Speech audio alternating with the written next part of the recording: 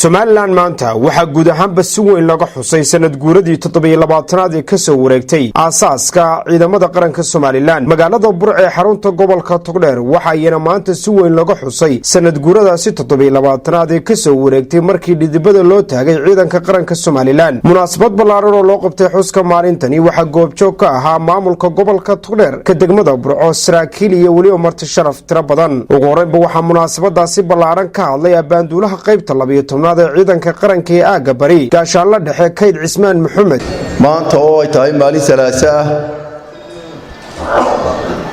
oo ka soo wareegtay aasaaskii ciidanka qaranka Jamhuuriyadda Somaliland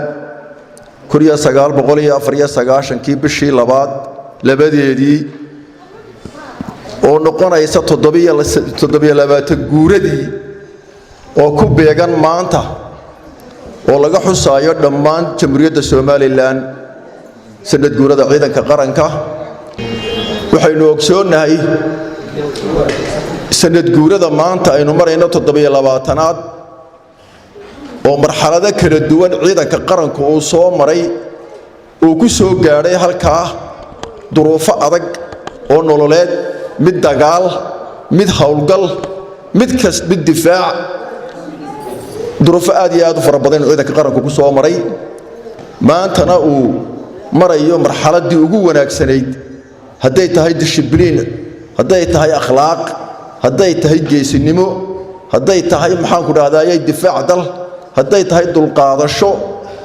haday tahay samir inuu yahay ciidanka qaranku hay'adda ugu culus ee intaas oo dhan guudka ku sidata iyo difaaci qaranka oo meel kasta oo ciidanka qaranka uu joogo aynu ogsoonahay dabeecadda uu ku dhaqo ama sida uu u hogaamiyo hawlaha barta uu ka hayo waxaynu ogsoonahay in ciidanka qaranku ka hawl galo dhul badan oo Jamhuuriyadda Somaliland gudaheeda hawlgalka uu sameeyaa waa mid ka kooban adeega bulshada Jamhuuriyadda Somaliland oo dhan ciidanka qaranku waa lafdhabarta ciidanka qaranka waa lafdhabarta qarankeena ciidanka qaranku inaad daacadnimo iyo xilkasnimo ku shaqaysaan oo qof walba halka joogto daacadnimo ilaahayna ka baqdaan oo dadku uu dadkiini meeshii aad joogtaan bayna daacadnimo iyo xilkasnimo ku shaqaysaan maadaama aynu inagu nahay lambar 1 ciidamada qaranka Jamhuuriyadda Somaliland haday nabadgelyada tahay haday difaaca qaranka ay tahay haday wax soo saarka tahay intaba waa inooga baahan yahay ilaahay baa mahad iska leh oo inagu simay inaynu halkan isugu nimaadno oo aynu maanta joogno oo aynu u hambalyeeyno dhammaan ciidanka qaranka oo ay gaadhay sanad guuradiisii 27aad ee ciidanka qaranka Jamhuuriyadda Somaliland waa munaasabad qaali ah waa maalintii asaaska ciidanka qaranka sanad guuradii 27aad sanad guuradii 27aad ee ka soo wareegtay ciidanka qaranka Jamhuuriyadda Somaliland waa maalin weyn oo qarannimadeena iyo dhismaha ciidanka qarankaba u leh maalin asaysan oo qiimo badan weeye ugu faraxsanahay sanad guuradii 27aad ee ciidanka qaranka dalacaad la bixiyay iyo waajibaadkii la disaaro aad ka soo baxdo oo keentay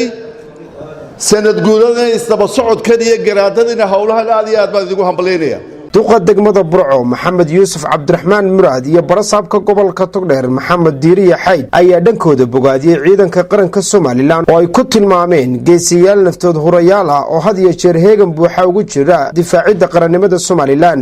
militarigu marka xaqiiqada la sheegayo waa gaadhka lagu hurdo aan ku dardaarnay xilbaa idin saaran qaranka xilkiisa idin saaran xagga difaaca waxa la idinka doonaya amaanta la idinku amaanayo ee annaguna aan idinku ognahay in halkaa ka sii wadaan maanta waa maalin weyn waa maalin aynu u dabaaldegayno 27 guuradii ciidanka qaranka jamhuuriyadda Somaliland oo muddada 27 sano ah soo maray marxalado fara badan oo maalinba meel ay gaadhaysay maantana ay marayso meelihii u fiicnaa ay marayso waxa weeyaan maalinta 94kii labadii bishii labaad ciidanka la aasaasay iyo maanta waa ogtihiin inta u dhaxaysa waxa jirtay maalmo ay la kala garanayn sarkaalka sarkaal xigeenka iyo dableyda aan la kala garanayn maantana wataa nin walba darajadiisii ay muuqato taasna waxa keenay samirkiinii waxa keenay xukuumaddii soo kala bedelay waxa khaasatan keenay xukuumadda kulmiye markay timi